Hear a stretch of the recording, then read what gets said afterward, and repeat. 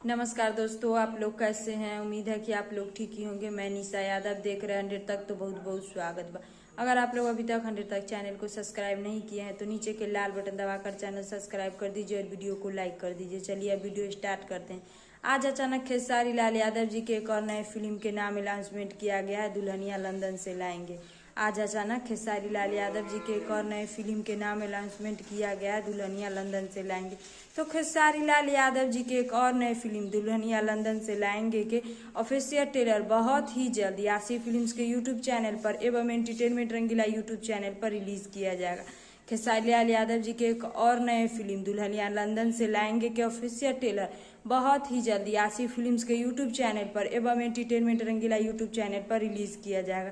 तो आप लोग नीचे कमेंट बॉक्स में बताइए कि खेसारी लाल यादव जी के एक और नए फिल्म दुल्हनिया लंदन से लाएंगे के फर्स्ट लुक आप लोग को देखने में कैसा लगा, और आप लोग को इस जानकारी के बारे में क्या राय बा, का विचार बा, नीचे कमेंट बॉक्स में बतलाएं। फिलहाल में इतने, फिर से मिलेंगे अगले वीडियो में। जय हिंद, जय भोजपुरी।